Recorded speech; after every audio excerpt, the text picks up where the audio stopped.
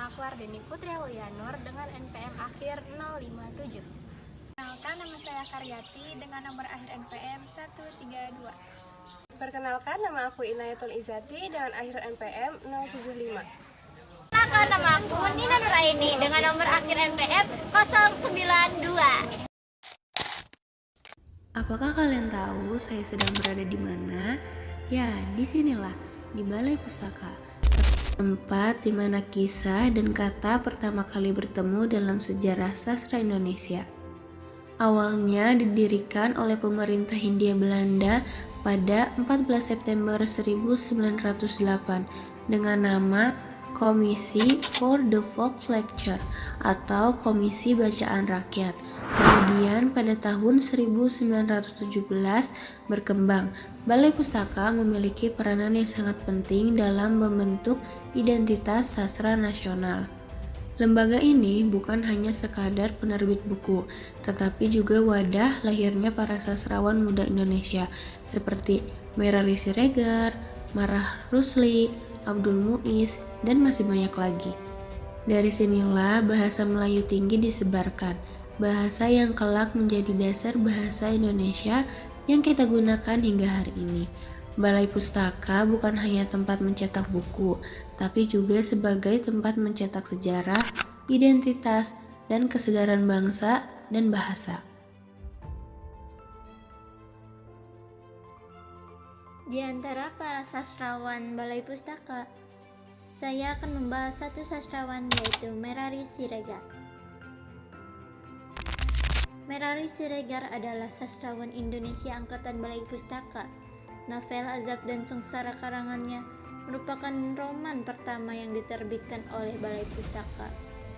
Merari Siregar lahir di Sipirok, Sumatera Utara pada 13 Juli 1896. Semasa kecil, ia tinggal di Sipirok. Oleh karena itu, sikap, perbuatan, dan jiwanya sangat dipengaruhi oleh kehidupan masyarakat Sipirok.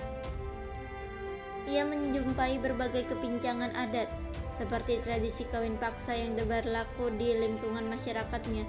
Setelah dewasa dan menjadi orang terpelajar, Merari Siregar melihat bahwa pola pikir masyarakat sukunya tidak sesuai lagi dengan tuntutan zaman. Hati kecilnya ingin mengubah sikap dan pandangan orang-orang yang kurang baik, khususnya masyarakat di daerah Sipirok. Ia pernah bersekolah di Quick School of Wits di Gunung Sahari, Jakarta. Lalu pada tahun 1923 ia melanjutkan pendidikan di sekolah swasta yang didirikan oleh Vereniging Tot van Ouds and Wits, yaitu sebuah organisasi yang pada masa itu aktif memperjuangkan politik etis Belanda. Setelah lulus sekolah, Merari Siregar bekerja sebagai guru bantu di Medan. Kemudian ia pindah ke Jakarta dan bekerja di Rumah Sakit CBZ yang sekarang merupakan Rumah Sakit Cipto Mangunkusumo. Terakhir, ia pindah ke Kalianget, Madura dan bekerja di kantor Opium on the Tregi hingga akhir hayatnya. Merari Siregar wafat di Kalianget, Madura, Jawa Timur pada 23 April 1941. Ia meninggalkan 3 orang anak, yaitu Florentinus Hasajangu MS, lahir 19 Desember 1928. Lalu yang kedua ada Suzana Tiurna Siregar, lahir 13 Desember 1930. Dan yang ketiga ada Theodorus Mulia Siregar, lahir 25 Juli 1932. Karya-karya Merari Siregar ada yaitu pertama Si Jamin dan Si Johan 1918, saduran dari Jan Smith karya Justus van Maurik. Lalu yang kedua dan paling terkenal yaitu ada Azab dan Sengsara 1920. Yang ketiga ada Cerita tentang Busuk dan Wanginya Kota Betawi 1924. Lalu ada Binasa karena Gadis Priangan 1931. Dan yang terakhir ada Cinta dan Hawa Nafsu yang diterbitkan oleh Balai Pustaka. Merari Siregar dikenal sebagai pelopor sastra modern Indonesia.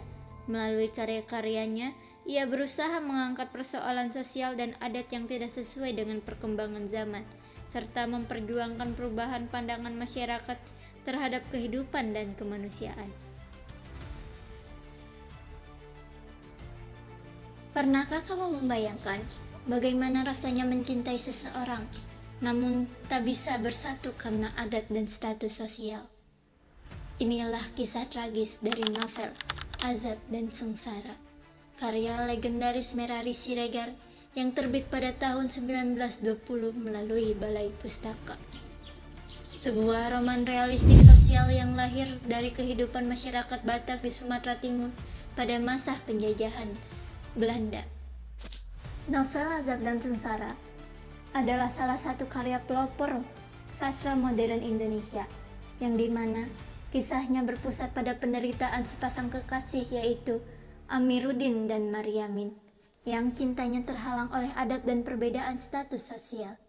Amiruddin, seorang pemuda baik dan taat pada orang tua, mencintai Maryamin sejak kecil.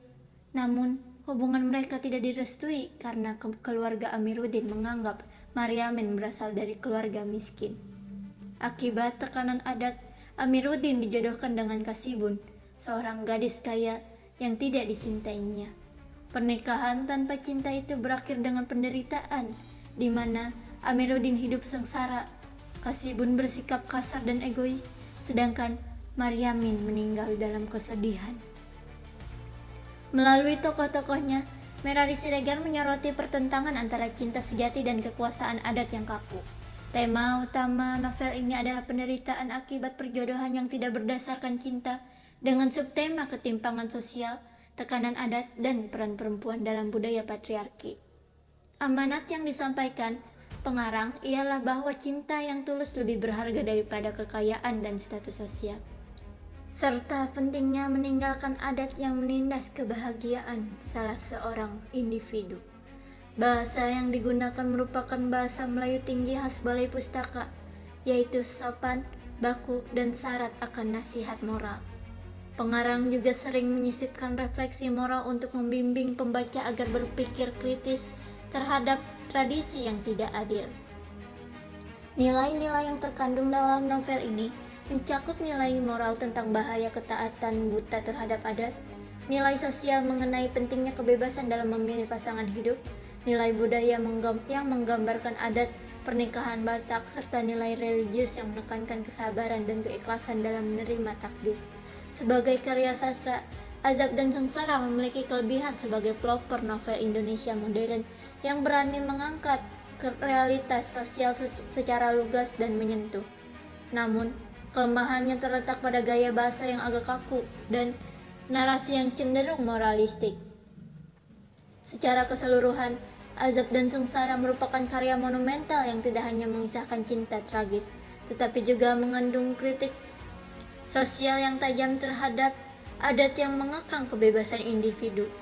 Pesan moralnya juga tetap relevan hingga kini, bahwa kebahagiaan sejati hanya dapat diraih melalui kejujuran hati dan kebebasan dalam menentukan jalan hidup sendiri. Dari Balai Pustaka, kita belajar bahwa sastra bukan sekedar tulisan. Ia adalah cermin kehidupan dan nurani bangsa. Melalui Azab dan Sengsara, Merari Siregar mengingatkan kita bahwa cinta sejati tak seharusnya dikalahkan oleh adat dan harta. Lebih dari 100 tahun berlalu, pesan itu tetap hidup, bahwa kebebasan memilih dan kejujuran hati adalah kunci kebahagiaan sejati.